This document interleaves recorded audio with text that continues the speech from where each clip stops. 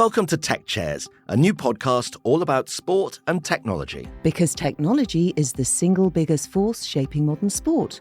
But how did we get to this point? So in this first series, we'll try to answer that with the help of innovators and experts from all over the sports that we love so much. So, whether you're a fan, work in the industry, or are simply tech curious, this is the series for you.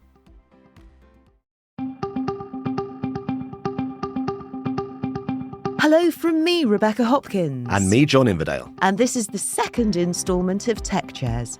Currently, we're heading towards this year's Sports Technology Awards in New York on May the 18th. And heading to the second part of our chat with 4 experts on tech-led innovation over the years. In our last discussion, we ended up in the year 2000, but a lot has happened since. And so to take us up to the present day, we are delighted to welcome back Andy Harland, Professor of Sports Technology at Loughborough University, Andy Meir, Chair of Science Communication and Future Media at Salford University, Dr. Ben Langdown, Senior Lecturer in Sports Coaching at the Open University, and Naomi Stenhouse, Head of Performance Innovation at the English Institute of Sport. Now, there's a great phrase that we live our lives going forwards, but we only really understand them going backwards. And that's why we thought it was important to put the extraordinary world of sporting technology into its historical timeframe. And in some respects, we've come as far in the past 20 years as we did in the previous 100. So to all of you, what have been the biggest changes that you've each witnessed and you've really found the most perhaps profound or surprising over the last couple of decades? I think one of the things, I was looking back to some work I wrote about 20 years ago, which was about the use of virtual reality in sports, so which seems mind-blowing to think all the way back then we were starting to talk about these things. But I think one of the major trajectories to affect modern elite sports over the last 20 years has been the growing digitalization of sport, both from a performance perspective, but also from an audience perspective. And it's that convergence that I think is giving rise to the explosion of esports in the world today. This year, we have the first Olympic esports taking place in Singapore. And I think that configuration and reorientation of people around digital experience has been such a central part of sports economy that it's become a key part of the future of sport. So we see increasing integrations of digital experiences within sport through what we call active esports, where you're performing physically, but also within a virtual reality space. And I think the future of that is just mind-blowing in terms of reimagining the theatre. It's probably as big a deal as the creation of the amphitheatre in the first place. Sorry, so what was the catalyst for that? I think the catalyst over the last 20 years has been growing. I mean, actually, from the origins of sport, what's always fascinated us, I think, has been trying to understand the experience of the elite athlete. And the history of sports media, I think, is always a kind of process towards that. The interviewer always asks the athlete after the performance, what did it feel like? So as we've developed new technologies, it brings the spectator closer to the athlete's experience to try to have that vicarious enjoyment of what they're going through. And we've seen also great examples of things like biometric visualization. So we're not just seeing the performance visually or hearing it in front of us, we're also being able to see what's happening inside the athlete's body as they're performing. So it's that desire to get closer to this excellence that I think fuels the technological relationship. I mean, that's a really interesting point that you raise. And I think generally what is fascinating to us is who influences who? Is it the elite athlete influencing the mass market, or to what extent is it the other way round? I think it mirrors society generally, and perhaps you can draw parallels with the way the news works and the way that social media has influenced what it is that people access and digest. You know, if I go back 20 years to when I started my career, you know, there was a very clear distinction of what a sport was and what a sport wasn't. And that was largely dictated to by those authorities that controlled the funding. Perhaps they controlled the media. And, you know, the conversation of what you know, should this be permitted to be a sport or not, was a very real one. I think certainly in my world, I hear that much less now. The idea that young people just want to do something, keep themselves active, compete in some way, sometimes perhaps not even compete. They just want to be part of something. And I think that the society, as well as our industry, has moved on in a hugely positive way to be much more embracing and inclusive of, if you want to call it a sport, it's a sport. If you want to compete at an elite level, that's fine too. But if you want to compete at a recreational level, then more power to you. And, you know, we talk about athletes being, you know, elderly patients who've never done any sort of sporting activity at all. And if we can use a technology that gets them off their couch and goes for a walk for the first time, then that's as much a triumph to us as somebody, taking 100th of a second off a world record. So I think there's that kind of inclusive reach of sport, if you like, has been quite powerful. And Naomi, from your perspective, working with elite performers, if you were an elite performer in 2000 and you are an elite performer in 2023, what have you got now at your disposal to make you perform to the best of your ability that you didn't have 23 years ago? Oh, lots. And equally, some things are very much the same. So I think still the biggest impact and intervention that we can have with athletes is the coach and that human connection between people. However, I think what we have seen is a massive acceleration in the tools that those people have available to them to understand what training is actually being done and being completed and what effect that's having. So I think our ability to test and monitor and track through wearables and through other off-body technology as well has really moved on in the last 20 years. And alongside that, then obviously there's been the continued evolution of the sporting world in general, whether that is the arenas and the surfaces that they're competing on, or whether that's the clothing they're wearing or the equipment they're using. But for me, I think the biggest shift, certainly in the Olympic and Paralympic world, has been the approach that we've been able to take to training and understanding training, and therefore enhancing the relationship between the coach and the athlete. Can I speak up for Naomi's team too? Athletes have got Naomi and her team who broadly have done a terrific job at not only enhancing athletes' performance, but also recognising athletes as people and looking after their broader well-being, allowing them to navigate, which is a much, much more complex environment socially as well as physically, that a load of young people are coming into, and they are typically young people that come in, hit the headlines in large, high-profile sports activities. So I think the broader sort of UK sport team and EIS team have done a terrific job, particularly in this country, of supporting British athletes, and the wisdom and the experience of those guys is something that definitely perhaps wasn't around 20 years ago. And I think what's interesting about that is we're sort of foregrounding how scientific knowledge is a kind of central pillar of that technological application. And actually, it's that ecosystem of science that's allowing performers to go beyond. But then we also have examples of completely radical technologies that transform our sense of the limits. I was thinking particularly in the midway between 2000 and today is the London 2012 Olympic Games, during which we saw the first Paralympian with a prosthetic device take part in the Olympic Games as well. And for me, what's exciting about that, and often what inspires people, is that possibility of going beyond what we thought was possible to do, which I think often the elite sports often rely upon as a kind of core value. But it's the fascination for that, seeing something extraordinary that I think is there. One thing that I thought also when you were mentioning the different communities and what influences what, is the recent sort of Olympic Games entries, things like skateboarding, sport climbing, all of which kind of describe a history of both sort of fragmentation of a sport, but also the empowerment and rise of entirely new competitive communities. So they're often kind of controversial splits, but they do create these entirely new experiences. I think the rise of a climbing gym is a great example of that. Now it's the point in the show where our minds turn to goats. Throughout this series, we are running a debate around the greatest sports tech of all time and asking for nominations. Andy, tell us yours, please. I think for me, it probably comes back to Phil Knight's wife's waffle iron, or whatever it was, that first looked at the technologies that became the running shoe, really, and the ability for people to actually move around in comfort, which I think saw the boom in recreational jogging and really just the growth in physical movement that comfortable footwear brought. Fantastic. And Naomi, you were nodding.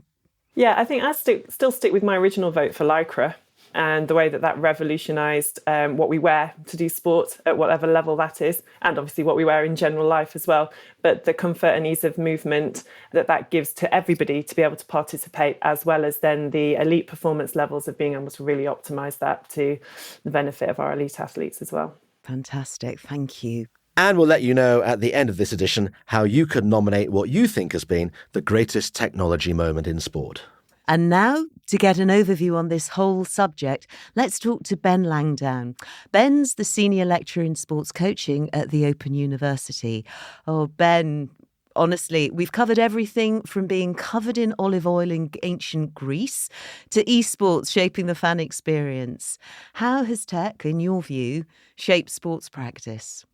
Well, great question. So I was out last night on a run thinking about this, and it just occurred to me how much technology had gone into just the run I was doing. So from thinking about the design of the sports shoes I was wearing through to the clothing, and then looking at the watch that I was wearing. So tracking my run using GPS, telling me the elevation, the pace I was going, the stride length, cadence, etc., and tracking my heart rate. And also then thinking, actually, I'm wearing headphones that are Bluetooth connected to my watch that are playing music to me, so I can actually enjoy my run and enjoy some music as I'm going along.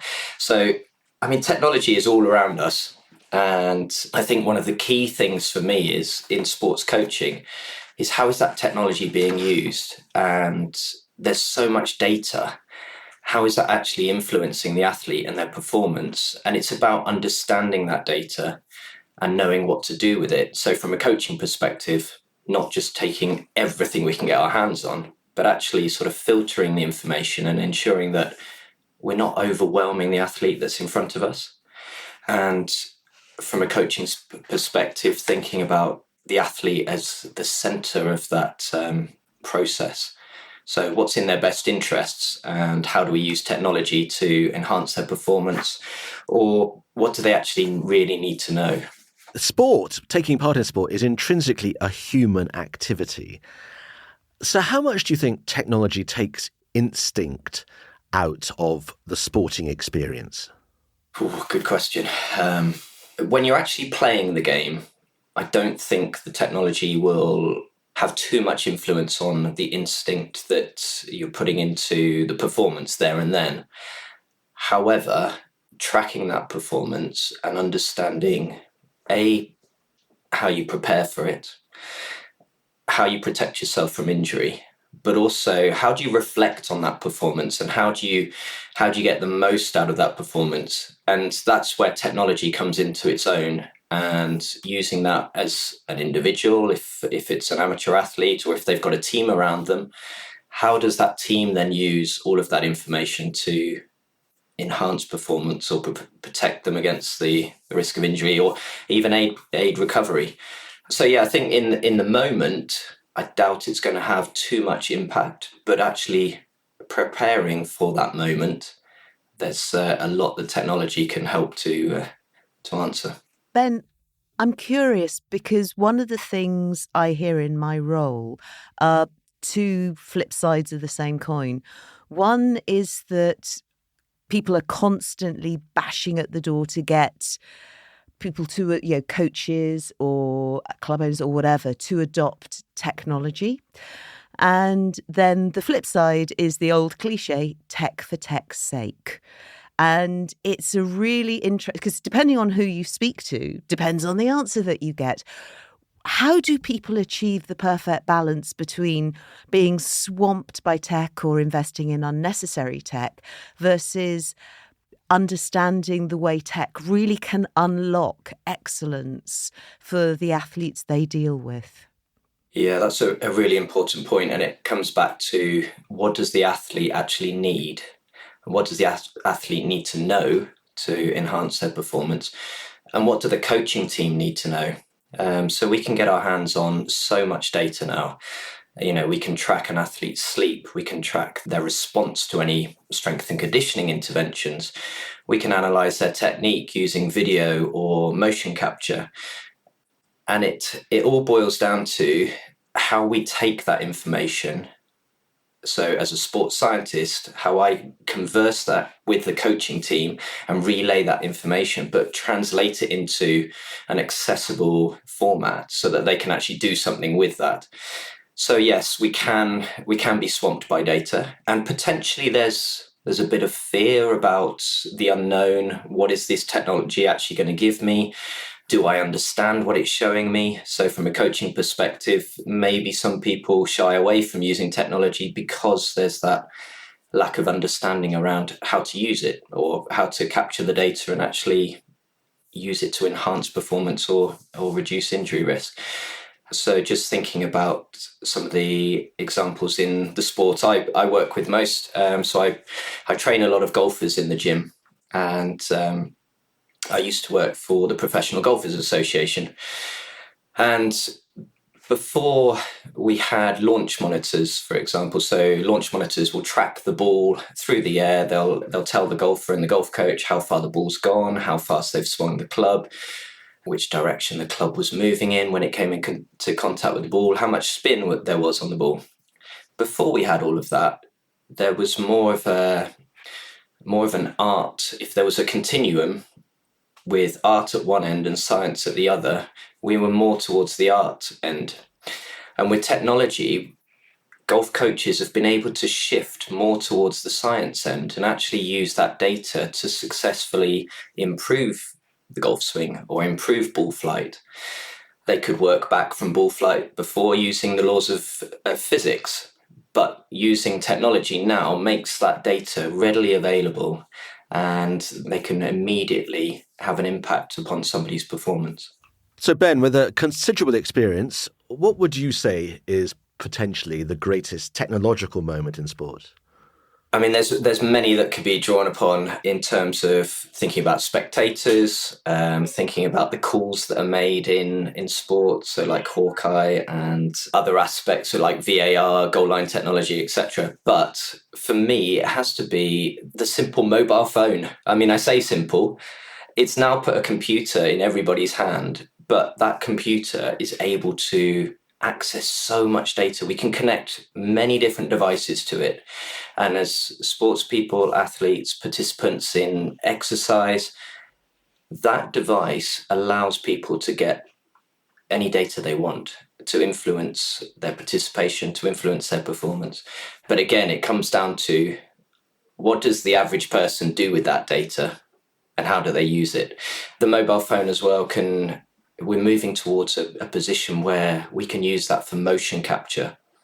So somebody could take that mobile phone, put it on a tripod when they're practicing a sport, and they will soon be able to create 3D models of their sporting movement. And that's going to be the next stage. Some of these things are, they're a couple of steps away, but they're starting to be developed and prototypes are now out there. Oh, Ben. Well, Ben thinks that's a goat, but do you? Let us know. Ben, honestly, we could have talked to you for days on this. Well, our next edition of Tech Chairs will feature one of the most innovative, transformational figures within this whole technological sporting world, and in fact, he was mentioned just a few moments ago. And while you're waiting for the next podcast to be available, don't forget to email us with your nomination for what you think is the sports tech goat. Contact us at techchairs@sportstechgroup.org or tweet us at sportstechgroup using the hashtag sportstechgoat. And we're going to run down the top 20 in our final episode before heading to New York for the awards themselves on the 18th of May. Thank you for listening. Sit back in your tech chair and get nominating. We'll see you next time.